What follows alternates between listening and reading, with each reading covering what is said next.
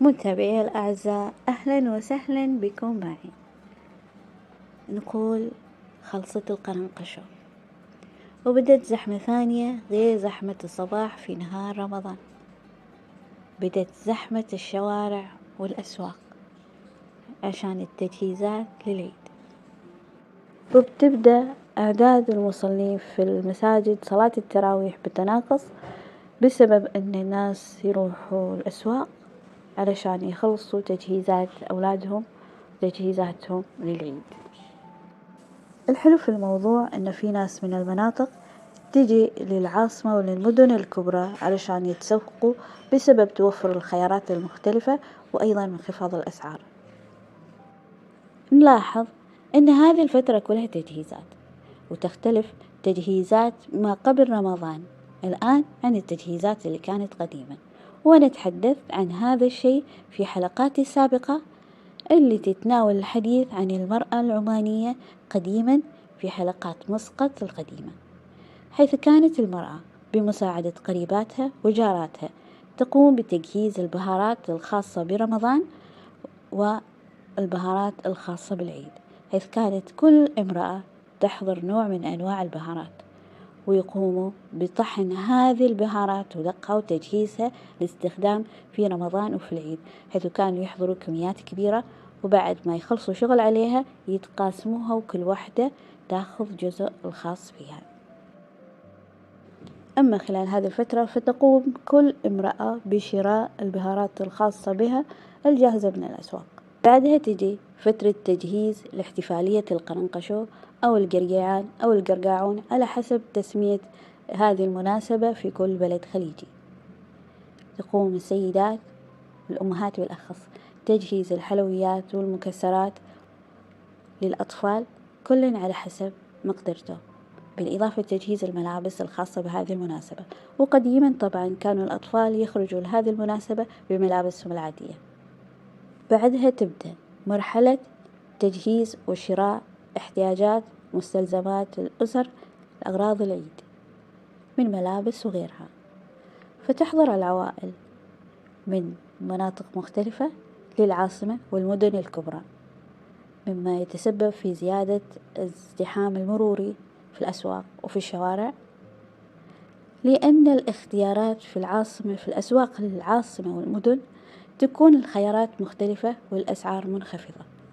بعدها تجي فترة تجهيز احتياجات الخاصة بذبيحة عيد الفطر، اللي هي تكون شراء الذبيحة والبهارات والخل. الخل يوضع بطريقة معينة في فترة معينة ويستخدم بعدها في تجهيز الذبيحة الخاصة بعد ما يقوموا بتقطيعها ووضع البهارات فيها مع الخل. الخل يكون بطريقة معينة، وأيضا ثم بعد ذلك يتم وضعه في الكيس المخصص اللي يسمى الخصفة المكونة أو المصنوعة من سعف النخيل. يتم شراء الذبائح والمواشي من أسواق تقليدية تسمى الهبطات. الهبطة يتم فيها بيع المكسرات والبهارات والخصفات وأعواد المشاكيك وكل ما يخص العيد. أسواق تقليدية ما زالت تقام للآن بإشراف من البلديات. وما ننسى نذكر الحلوى. الحلوى أهم حاجة لازم تكون موجودة على السفرة في أول يوم العيد. المثل العماني يقول إذا ما أكلت حلوى فأنت ما عيدت. وما ننسى الحلويات الخاصة بالعيد بالإضافة للوجبات الرئيسية. أهم حاجة لازم تكون الحلوى العمانية موجودة في السفرة، بالإضافة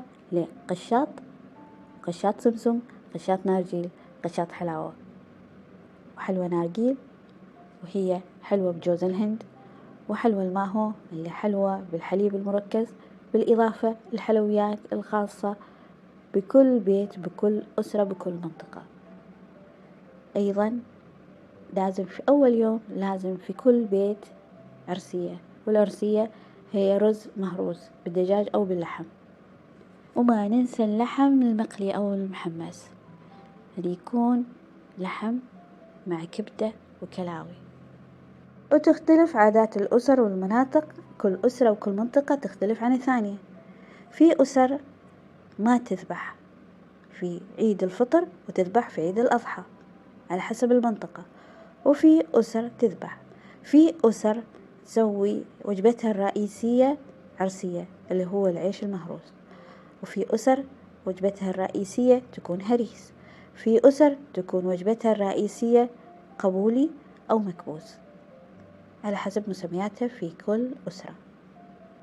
وفي مناطق يسووا سفرة كبيرة، كل أسرة فيها تحضر طبق أو طبقين يتشاركوا فيها هذا الأكل في أول يوم العيد من وجبة الفطور لوجبة الغداء، لذلك يكونوا التقوا مع بعض وسلموا على بعض سلام العيد. وبكذا أكون ذكرت لكم التجهيزات اللي نسويها قبل رمضان، بداية رمضان، ونهاية رمضان، إلى أول يوم العيد. أتمنى أن تكون المعلومات اللي ذكرتها نالت على استحسانكم. نلتقي في الحلقة القادمة، دمتم بود وفي أمان الله.